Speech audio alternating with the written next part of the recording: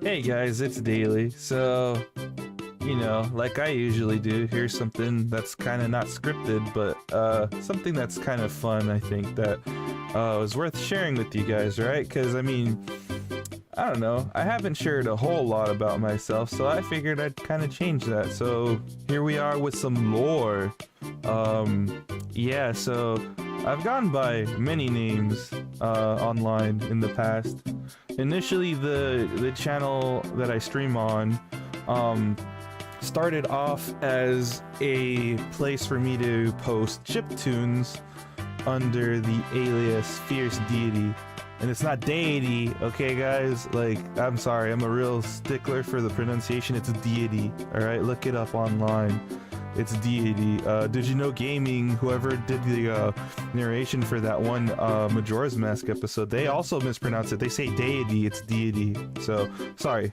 Nitpicking out of the way. Yeah, I used to go by Fierce Deity, and I used to upload chiptunes on the channel under that name. And then I kind of just opened up to using my gamer tag as my alias, my online identity, if you will. And that used to be Daily6969. And there's some story to that too. Not a whole lot, but essentially what it was is that Xbox Live used to have a feature where you could cycle through randomly generated names, and it gave me that one. So I'm like, fuck yeah, I'm doing it. Daily6969. And I used to use that one for a good while. And then like a whole thing happened where there was like a very big upsurge in like clans and communities and stuff on Xbox Live, and I started an Xbox Live clan and I called it MDK. Initially I was like, yeah, Murder Death Kill, that's pretty cool, like the game, right? Never played it, by the way, but it sounded cool. But then just to be funny, we're like, nah, McDonald's Crew with a K. And then we just went with that for a little bit, and then yeah, I went by MDK Oblivion. The first time I changed my name, I misspelled Oblivion. I forgot an I, so it was MDK Oblivon. And I had to pay Microsoft points to change it because, yeah, I think that's still a thing to this day where you gotta pay to change your name on Xbox Live. It's so stupid. But anyway, aside from that, I moved on from that.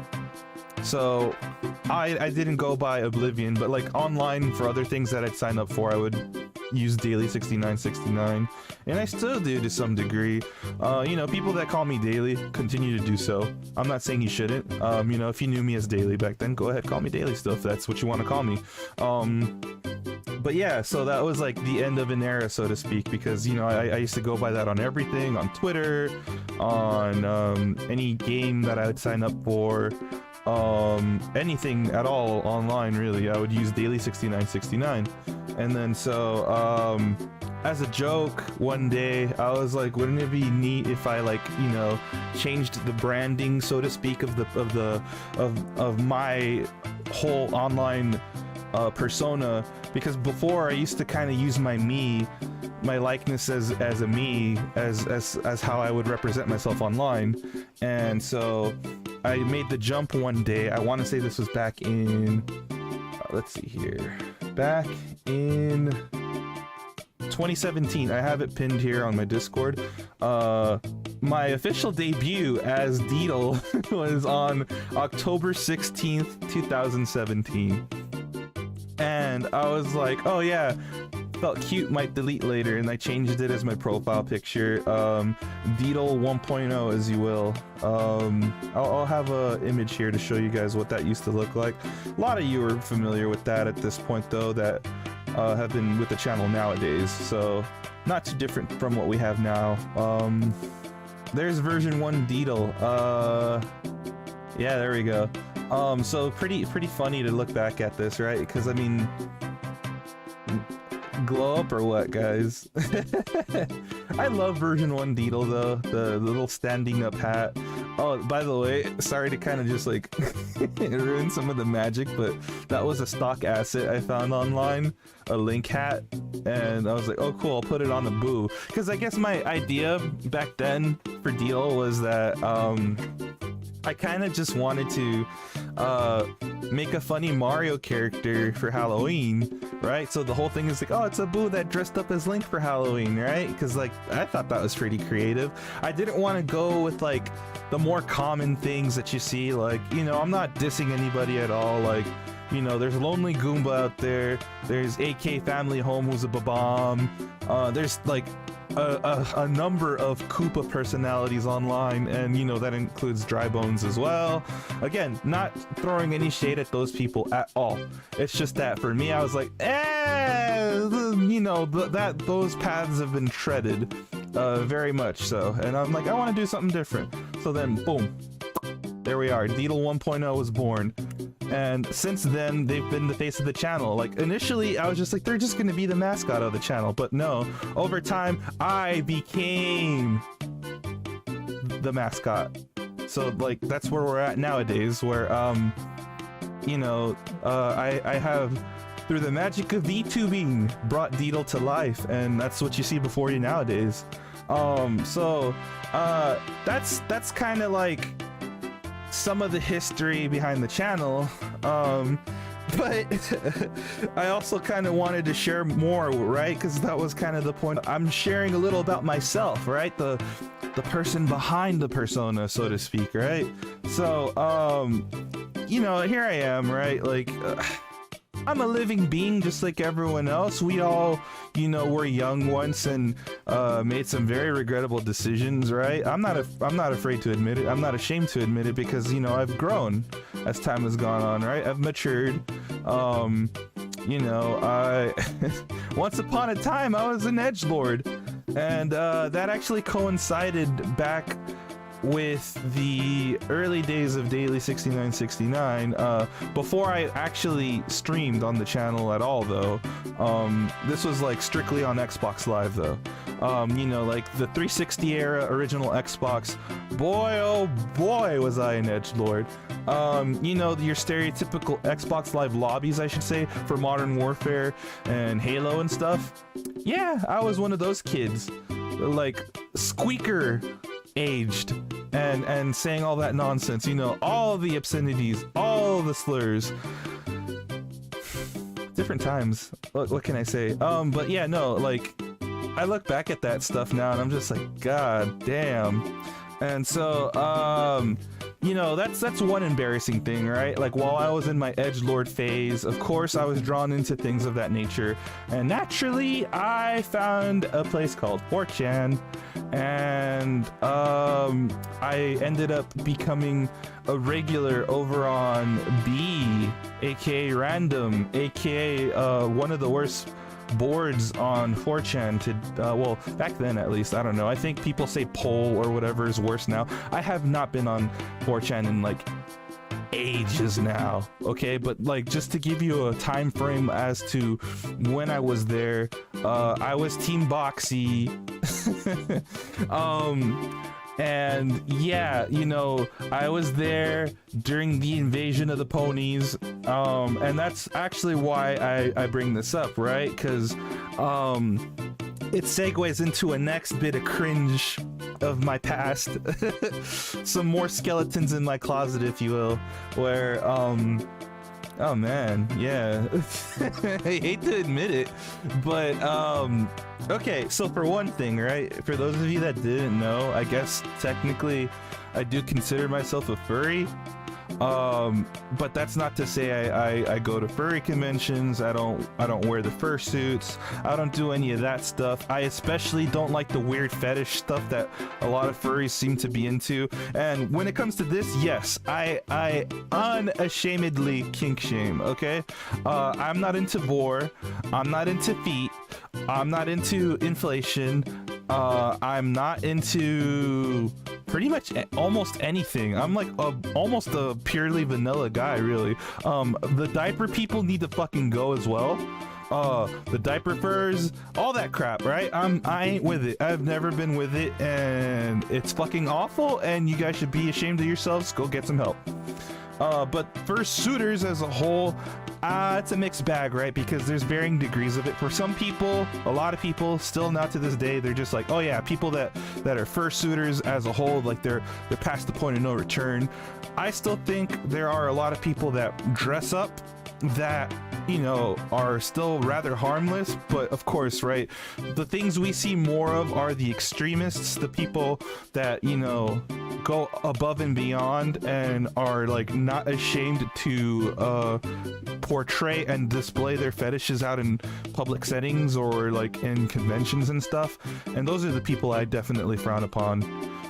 You know, you're probably nice people, but the thing is, like, I'm of the mind where I think you need to do that behind closed doors in the privacy of like your own home or the home of your significant other or, you know, your partner or whatever, right? But okay, all that aside, the reason I bring up the furry stuff is because, again, like I said, I guess technically I do fall under that camp. I'm just not like as much of a hardcore furry as like other people out there. And again, I'm into all of this around, you know, the 2010s, if you will, browsing 4chan, frequenting B, and oh my god. And I was there, like I said, at the dawn of the invasion of the ponies. You know, like MLP, it became a thing, right? And I was witnessing it all in real time, right? The emergence of the brony fandom, and admittedly, I was actually just like one of those people that was like observing the chaos from a distance, right? I was deeply curious. I was just like, why is everybody getting mad at these fucking ponies? Why are they mad at these horses? Like, I don't get it. What's there to get so mad about? Like, and so I would actually, you know, find entertainment and humor in how mad people got over these things, right? So much so that I started joining in on that. One thing leads to another, of course, right? Because it's like the old adage, right? Where it's just like, oh yeah, you can do things ironically, but there comes a day where it happens unironically and you sincerely become, you know, a part of it, right? So the same sort of thing happened, right? Because I was just like, well, these horses are funny. I still don't get what's going on with all of that, but I find it funny. So, okay, I'll look into the source material. Yeah. And then I was one of those people. But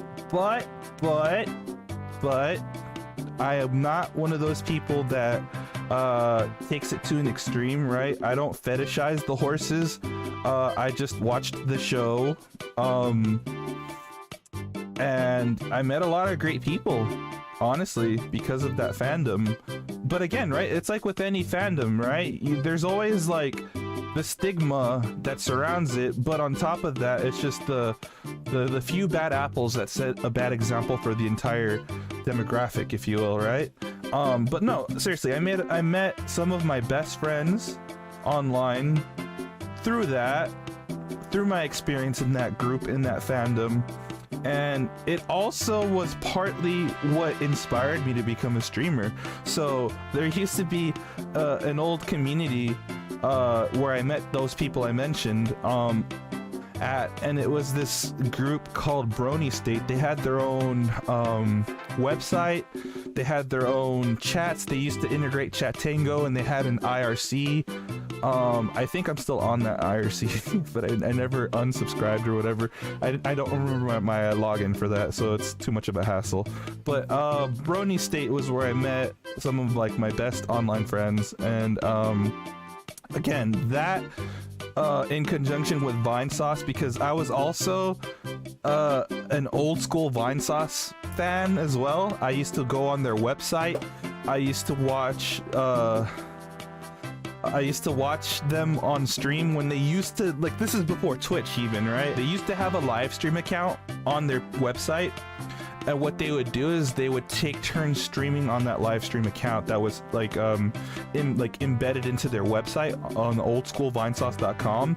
And they also used to use Chatango, And so that's what they would do. They'd have one account for everybody there. So like it would be, you know, Vinny streaming, and then like afterwards Joel sometimes would stream, or you know, Marissa aka Imakuni, Jen obviously because she's like the first Vinesauce fan. But yeah, I was there during the live stream days and it was fucking awesome. So Vinesauce's community, Brony State's community actually were what inspired me to go and become a streamer myself. Oh man, but yeah, it's wild to think about, right? Like I went through quite the change, right? So like from one extreme to another, right? I used to be a fucking edgelord 4chaner that would frequent be, and then it segues into me having a brief stint in the Brony fandom. Oh my god, and here we are now. So I just thought I'd post this to kind of just, you know, give you guys a look into the mythos and the lore of DD Boo as we are today. God damn, this is crazy. But yeah, either way, guys, hope you found that interesting. I'm gonna cut up some stuff here and there. I'll probably end up posting this. If I end up posting it today, then hey, you know what? This will be a nice thing to post before the new year. If it ends up being posted after New Year's, then Happy New Year's, everybody. Here's to a good 2023. And you know, I will continue to be doing my thing over here, and maybe even in the future, because also real quick, I don't know if I've mentioned this, I probably have, but like like I said, you know, like at some point in the past, initially I used to stream exclusively on Twitch back when I used to go under Fierce Deity. Then I figured out a way to stream simultaneously, and I used to do that on Twitch and YouTube. And then I reached a point where I wanted to just only stream on YouTube, but I think we're coming back full circle, because next year I think I might end up bringing back the simulcast, aka the dual streams, and so I might resurrect my Twitch account. So look forward to that in the future. If you prefer to watch things on Twitch once I have it all set up again, then yeah, you know, feel free to drop on by. So I'll leave a link in the description to my Twitch account if you want to give that a follow. I'm also already an affiliate. I haven't set up emotes, I haven't set up badges or any of that stuff yet, but I will be looking into that into the near future. Bleh. All right, but yeah. All right, I'm out of here. Bleh. See ya.